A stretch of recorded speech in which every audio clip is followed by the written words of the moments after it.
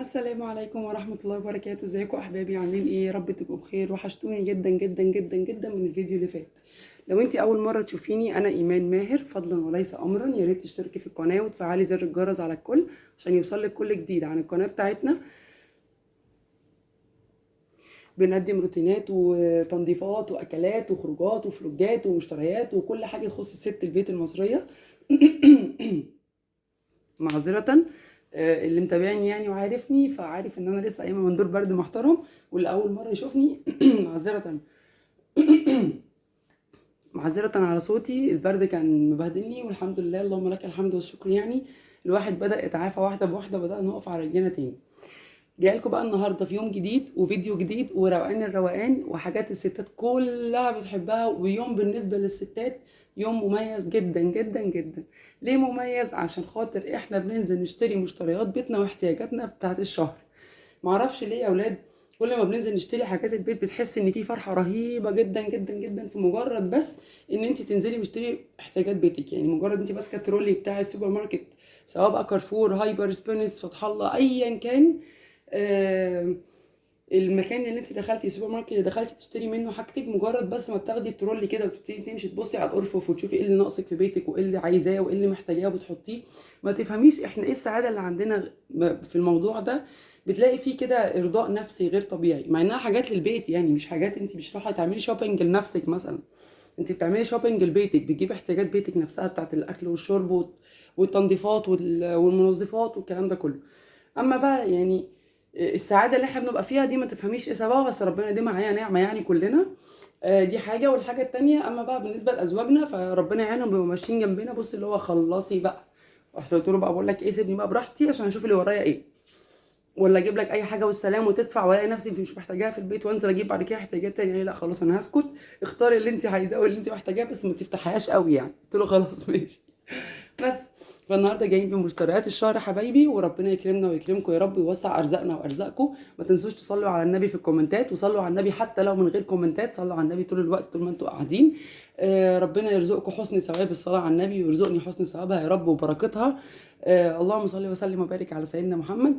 عشان ما اطولش عليكم اكتر من كده، يلا بينا نشوف ايه هي مشتريات الشهر بتاعه الشهر ده 10 بالنسبه لي انا، كاحتياجاتي اللي انا ناقصاني الشهر ده فكملتها. ما جبتش كل كميات كبيره لان انا عندي حاجات موجوده متوفره من الشهر اللي فات، فانا اوريدي كملت على الحاجه اللي انا محتاجاها. بخلاف كده ما جبتش، الدنيا ما بقتش تسمح ان الواحد يجيب كميات كبيره او رفاهيات او اي حاجه. ربنا يعيننا كلنا ويعين كل واحد على بيته وعلى حاله. الدنيا بقت في غلا مستمر. الست الناصحه والست الشاطره اللي تعرف تعمل كنترول على نفسها في المشتريات، مش مجرد ان انا نازله اشتري مشتريات فانا بجيب وخلاص ويلا اي حاجه هب هب هب وخلاص. لا خالص خالص، انا عايزاكي تعملي على قد ما تقدري كنترول كويس قوي قوي قبل ما تنزلي. تبقي عارفه ايه الحاجه اللي انت محتاجاها، تكتبي ورقه وقلم كده تشوفي ايه اللي محتاجاه في ضرفه الخزين، محتاجاه في الثلاجه، محتاجاه في المنظفات. الحاجات اللي احنا بنجيبها من سوق، بنجيبها من السوبر ماركت. اما بقى الخضار اللي احنا بنجيبه ده فخضار اسبوعي، ده كده كده كل اسبوع بننزل نجيب الحاجات الاساسيه في الخضار. بس فاللي انا بتكلم فيه ان احنا ما نجيبش حاجات احنا مش محتاجينها، او تبقى زياده عن المصاريف، او مش محتاجينها. هو البيت بيحتاج كل حاجه طبعا، بس نجيب الاساسيات الاساسيات دلوقتي لان الظروف ما بقتش تسمح اكتر من كده. ربنا يعيننا كلنا يا رب ويوسع رزقنا، واهم من هو يوسعه لنا، ربنا يبارك لنا في الرزق نفسه. اللهم ارزقنا بركه رزق، بركتك في رزقنا يا رب. اللهم امين يا رب. امنوا وادعوا لي كتير بقى، ادعوا لي بظهر الغيب كده، ربنا يا رب يجعل لكم نصيب من كل دعوه هتدعوها لي بظهر الغيب، يجعل لكم نصيب انتوا كمان منها. وصلوا على النبي بينا بقى، صلوا على النبي على في قلبكم كده، واستغفروا ربنا كتير. ويلا بينا بقى نشوف ايه هي المشتريات بتاعه الشهر ده. زي ما احنا يعني هنحاول ان احنا نظبط النظام بتاع الشهر ده الجديد كده، ان احنا هنحط الشنط كده كلها ونبتدي بقى ننزل شنطه شنطه على الارض، ونشوف بقى ايه محتويات الشنطه دي وايه الحاجه اللي احنا جبناها. طبعا الحاجات دي انا جايباها معلش بقالها يومين وما كنتش عارفه اصور معاكم لظروف كده في البيت عندي. بس في حاجات منها استخدمت يعني، وفي حاجات لسه زي ما هي مقفوله، فهقول لكم ايه اللي انا كنت جايبه منه اتنين وتلاته واستخدمت ايه وسبت ايه واحنا في الفيديو. يلا بينا نشوف ايه اللي احنا هنعمله، هعرض معاكم شنطه شنطه. يلا بينا. بصوا حبايبي، انا رحت فين بقى جبت مشتريات الشهر ده، جبتها من 3 اماكن. اول حاجه كان جمله ماركت، تمام، كلنا طبعا عارفينه. تاني حاجه رحت كازيون، جبت منه حاجات، وبيم وهايبر، يعني التلاتة. فاهمه قصدي ايه؟ يعني التلات اربع اماكن دول، هو بيم يعتبر بالنسبه لي مش مكان روحته، لان هو جنب بيتي بالظبط، فانا بعدي عليه لما بكون في عروض احتاج منها حاجه فبجيبها. بس فانا هقول لكم الاول، اول مكان رحت فيه كان هو جمله ماركت، جبت منه مكرونه روز جاردن دي بتاعه جمله ماركت نفسه. انا جربتها وانا بحب اصلا المكرونه الاسباجيتي الرفيعه، اللي هي بتبقى على ما تستوي ما تنفش قوي، تبقى رفيعه، فانا بحب دي قوي كده. تمام. فجبت 2 كيلو مكرونه سباكيتي. فانا بالنسبه لي انا كان عندي اصلا كيلو تاني وعندي كيس تاني 300 جرام، فانا بالنسبه لي كميه المكرونه السباكيتي كده حلوه جدا. كان عندي من الشهر اللي فات في كيس تاني وفي كيس تاني صغير، فانا بالنسبه لي كده كميه المكرونه السباكيتي حلوه قوي.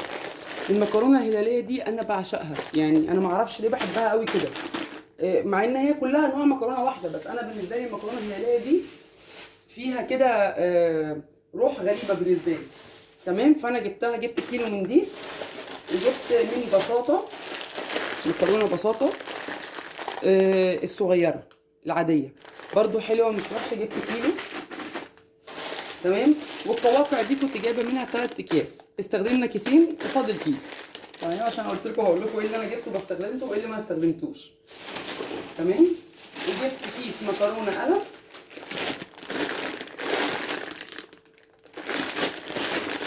تمام. ما جبتش بقى انا لسان عصفور، دي الملكه. تمام. انا عامه كنت في الاول بستخدم حوا والملكه بس، ما بستخدمش غيرهم، يا الملكه يا حوا، هي الاثنين دول بس اللي انا بستخدمهم. بس بصراحه لما رحت ما لقيتهمش، ما لقيتش غير الملكه بس، في منها قلم، ما لقيتش الانواع اللي انا عايزاها من الكيلو. فجبت الانواع التانية دي، وان شاء الله هتبقى كويسه وهنجربها مع بعض وهنشوف ايه الحلو هقول لكم عليه. فده كده بالنسبه لي المكرونات. ما جبتش شعريه، ما جبتش لسان عصفور، عشان انا عندي لسه كيسين من كل نوع مقفولين صغيرين، فانا ما جبتش تاني بصراحه. تمام. قلت انا كده كده عندي، فمش محتاجاها. تمام. ده كده بالنسبه للمكرونات بتاعت الشهر ده. ماشي.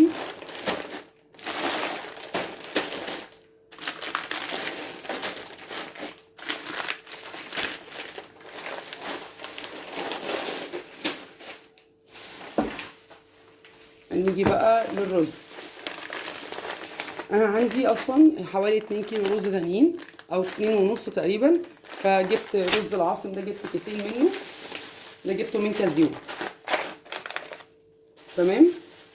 جبت كيسين رز، وانا كده كده عندي كيسين جوه، فجبت الكيسين دول على الكيسين بتوع اللي عندي او النص المفتوح اصلا، فقلت كده كويس قوي في الشهر هيكفوني جدا ان شاء الله، ولو احتجت حاجه في نص الشهر ابقى اجيب تاني. وجبت علبه صلصه اللي هي هارفست دي، حلوه جدا جدا، وبتقعد معايا مثلا، يعني علبه مع طبعا استخدامي للطماطم وللصلصه العاديه بتاعتنا وكده، بتقعد معايا حوالي شهر ونص، شهر كامل. تمام. وجبنا كمان استني بقى اشيل دول الاول عشان ما نلخبطلكوش الدنيا في بعض.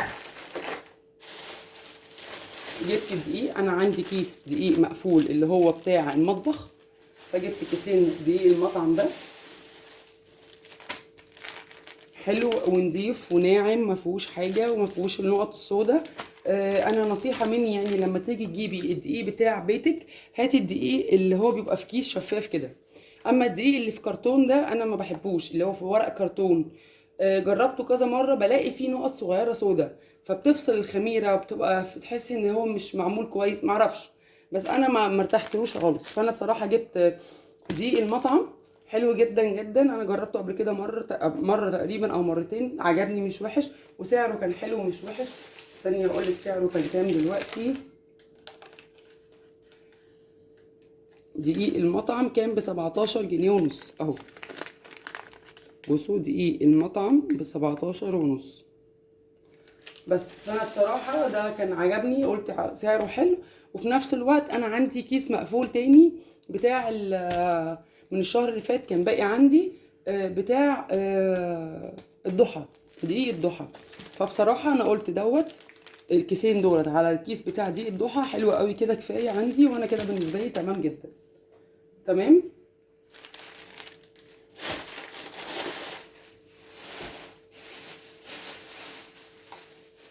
جبت ايه بقى هنا في الجبن. جبت علبه دومتي دي، وفي علبه تانية صغيره اللي هي الجبنه الطبيعي انا فتحتها، استنوا اجيبها لكم واوريها لكم.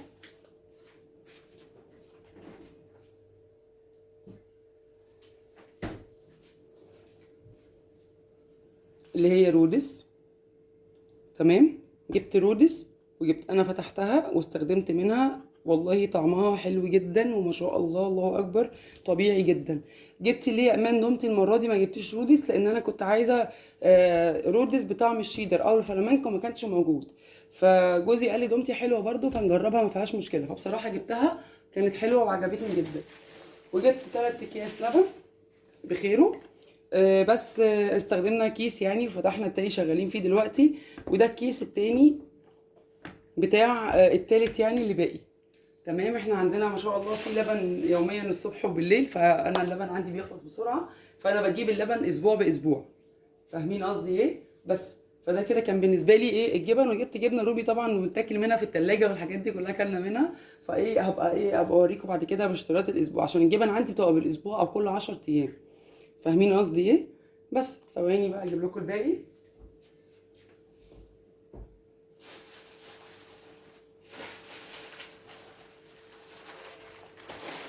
كرتونة البيض اهي، ثانية واحدة. انا بجيب كرتونة بتقعد معايا حوالي 20 يوم او 25 يوم كمان. ليه بقى؟ لان انا بستخدمها او ممكن 20 يوم تقريبا، وال10 التانيين ممكن اجيب 10 بيضات، 20 بيضة تانيين اظبط بيهم حالي. بس عامة هي اوفر لي واحسن لي، وبالنسبة لي خير في البيت موجود. بنتي الصبح بتفطر بيض، انا بفطر بيض الصبح ساعات. جوزي برضو هو رايح الشغل بعمل له بيضايه مسلوقه ياكلها قبل ما ينزل مع كوبايه شاي بلبن او كوبايه لبن. بعملهم في سندوتشات واحنا قاعدين بالليل لو حبينا نتعشى. بس هو ده مش يوميا بيستخدم، يعني مش مره الصبح ومره بالليل، هي مره يا الصبح يا بالليل. فاهمين قصدي؟ بس يعني انا استخدامي للبيض هي مره مع الجبن، مره الصبح او مره بالليل. لكن مش اساسي عندي ان انا اعمل كل يوم بيض الصبح وحاجات، لان التكلفه عاليه علينا كلنا دلوقتي. الجبن والبيض بقت تكلفه رهيبه جدا جدا، الجبن والالبان والبيض بقوا اسعارهم اوفر قوي. فبرضو احنا ممكن يوم الصبح هدي لجوزي وهو نازل شغله، او انت تدي ولادك البيض في سندوتشات مثلا في المدرسه، بيض وجبنه وكده. يوم تاني اعملي بطاطس، اعملي بطاطس محمره مثلا، جبنه بقوطه اللي هي القريش دي، او جبنه بفلفل الوان والكلام ده كله. الحاجات دي ان شاء الله هعملها معاكم في الايام الجايه، وهنشوف مع بعض ممكن ننظم الدنيا ازاي في حوار الفطار والعشاء من غير ما نبقى مش شرط نبقى مكلفين نفسنا ارقام. تمام. انا عامه بحب البيض الاحمر اكتر من البيض الابيض.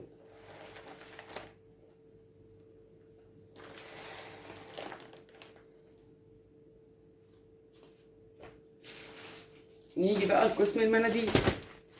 دي بقى مناديل فاميليا، دي مناديل مطبخ.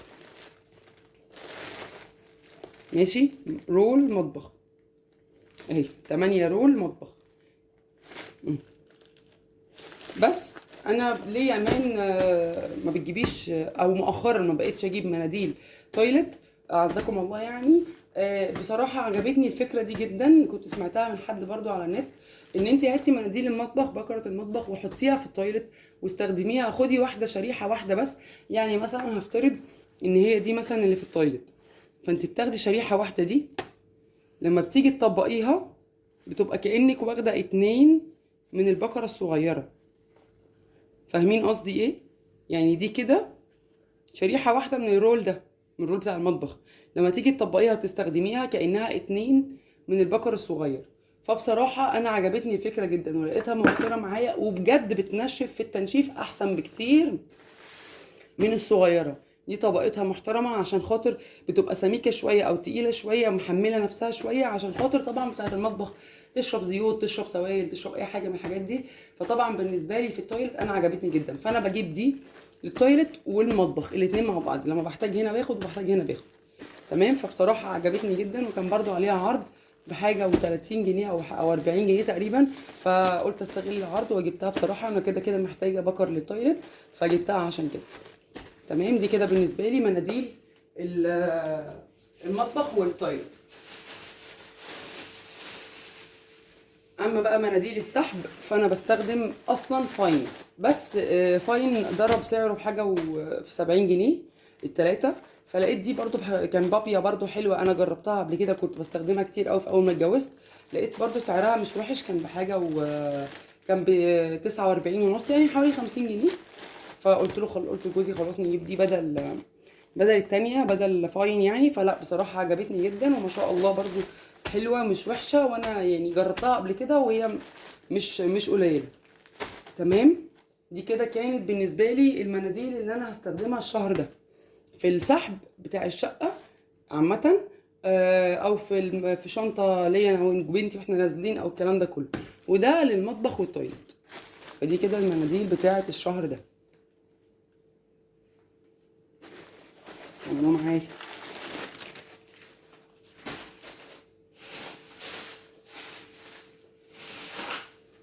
هنيجي بقى للمنظفات.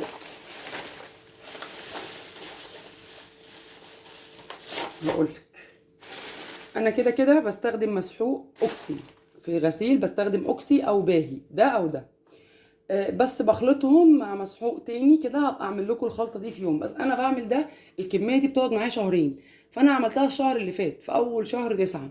فهي يعني شهر 9 خلص ولسه عندي نص الجردل بتاع العلبه بتاعه المسحوق، نصها مليان. فان شاء الله ان شاء الله هتكفي معايا بقيه الشهر ده. فما رضيتش اجيب مسحوق تاني بودر. قلت ايه، انا كده بالنسبه لي تمام، همشي نفسي بيهم الشهر ده، وان شاء الله الشهر الجاي هجيب الكميه تاني واعملها معاكم باذن الله، باذن واحد احد اول الشهر. وهتشوفوا الكميه اللي انا بعملها نظافه وريحه وتوفير وحلوه جدا، وكميه بتقعد معاكي بطريقه رهيبه شهرين. بقولك والله العظيم انا بستخدمها اهوت من اول شهر 9. وبنغسل تقريبا يوميا، مره الصبح او مره بالليل، او على الاقل بغسل مره واحده في اليوم. فانا عندي يعني المسحوق بصراحه زي الفل معايا. تمام. طيب جبت ايه هنا؟ دي الرو اللي هي السبونشات. انا بحب اللي هي بتبقى الحته الخضراء دي اللي فيها سميكه شويه، مش رفيعه وخلاص، مش تبقى حته لازقه كده. بحب دي بصراحه قوي، حلوه قوي في التيفال. وحلوه ان انا مثلا لما بتهلك معايا شويه بروح حاطه دي جوه السبونشه معايا زي ما وريتكم قبل كده، وان شاء الله هوريكم برده في الفيديوهات الجايه. فانا الثلاثه دول بحبهم قوي، بيقعدوا معايا مثلا الشهر كله ولا اكتر من شهر.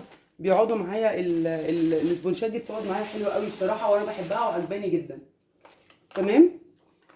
ده بقى هتقولي لي ايه يا امانه اللي انت جايبه ده كلوريكس ارضيات. ده الكيس ب 18 جنيه. الازازه بحاجه و30 جنيه.